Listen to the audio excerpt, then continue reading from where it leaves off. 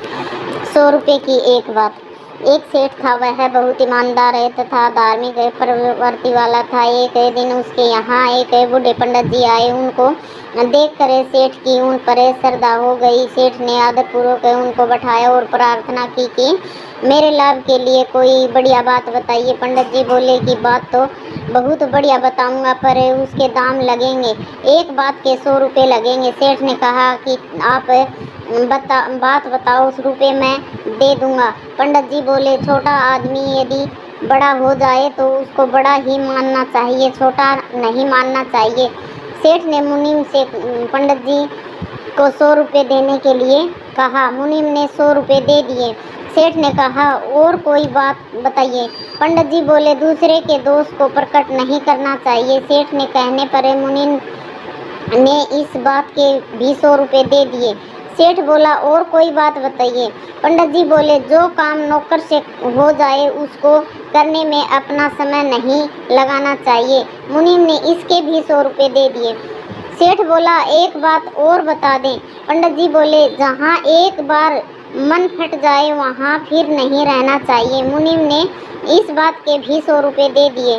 पंडित जी चले गए। सेठ ने चारों बातें याद कर ली और उनको घर में तथा दुकान में कई जगह लिखवा दिया। कुछ समय के बाद सेठ के व्यापार में घाटा लगना शुरू हो गया। घाटा लगते लगते ऐसी परिस्थिति आई कि सेठ को शहर छोड़कर दूसरी जगह जाना पड़ा। साथ में मुनीम भी था। चलते चलते वे एक शहर के पास पहुंचे। सेठ ने मुनीम को शहर में कुछ खाने पीने का सामान लाने के लिए भेजा। दवयोग से उस शहर के राजा की मृत्यु हो गई थी। उसकी कोई संतान नहीं थी। अंत लोगों ने यह फैसला किया था कि जो भी युक्ति शहर में प्रवेश करेगा उसको ही राजा बना दिया जाएगा। उधर मुनीम शहर में गया तो द्वार के भीतर प्रवेश करते ही लोग उसको हाथी पर बैठाकर धूमधाम से महल में ले गए और राज सिंहासन पर बिठा दिया। इधर सेठ मुनीम के लौटने की प्रतीक्षा कर रहा था। जब बहुत देर हो गई तब सेठ मुनीम का पता लगाने के लिए खुद शहर में गया। शहर में जाने पर सेठ को पता लगा कि मुनीम तो यहाँ का राजा बन गया है। सेठ महल में जाकर उससे मिला। राजा बने हुए मुनीम ने सारी कथा सेठ को सुनाई। सेठ को पंडित जी की बात याद आई कि छोटा आदमी यदि बड़ा हो जाए तो उसको बड़ा ही मानना चाहिए, छोटा नहीं मानना चाहिए। सेठ ने राजा को प्रणाम किया। राजा ने उसको मंत्री बनाकर अपने पास रख लिया। राजा ने गुड़साल का जो अध्यक्ष था उसका रानी के साथ अनैतिक संबंध था। एक दिन संयोग से सेठ ने रानी को उसके साथ शयन करते हुए देख लिया। दोनों को नींद आई हुई थी। सेठ को पंडित जी की बात याद आई कि दूसरे के दोष को प्रकट नहीं करना चाहिए। सेठ ने रस्सी पर अपनी साल डाल दी जिससे दूसरा कोई उनको देख न सके। जब रानी की नींद खुली तब उसने सामने रस्सी पर साल टंगी हुई देखी।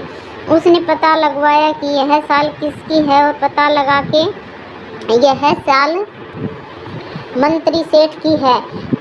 उसके मन में विचार आया कि यह मंत्री राजा के सामने मेरी पोल खोल देगा, क्योंकि दोनों में बड़ी मित्रता है।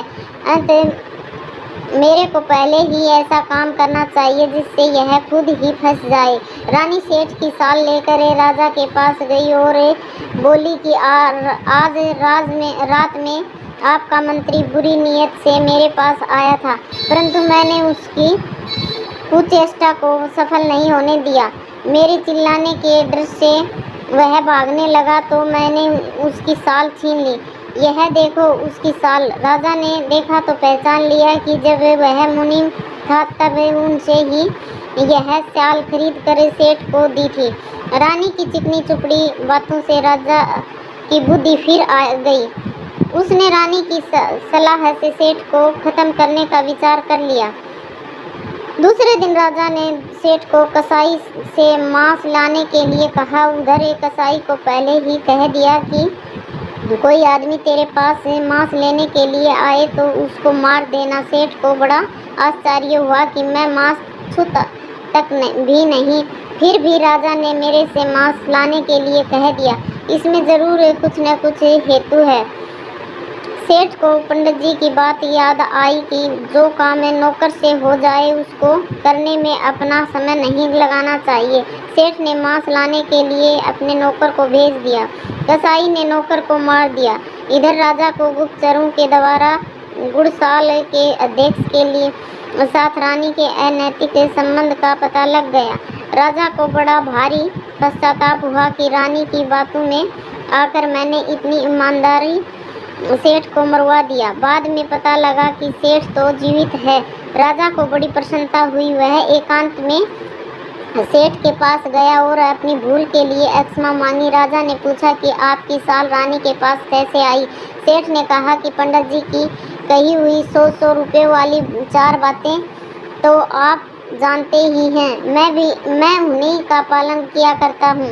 रानी गुड़सवाल के अध्यक्ष के पास लेटी थी और दोनों को नींद आ गई थी। मेरे को पंडित जी की कही हुई बात याद आ गई कि दूसरे के दोष को प्रकट नहीं करना चाहिए, इसलिए मैंने उनका दोष ढकने के लिए रस्सी पर साल डाल दिया। वही साल रानी ने उठा ली और आपके पास ले गई।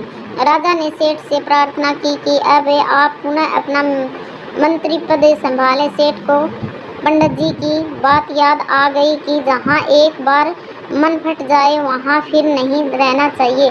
सेठ बोला कि अब मैं यहाँ नहीं रहूँगा, चला जाऊँगा। राजा ने रुकने के लिए बहुत प्रार्थना की पर सेठ माना नहीं और वहाँ से चला गया। धन्यवाद।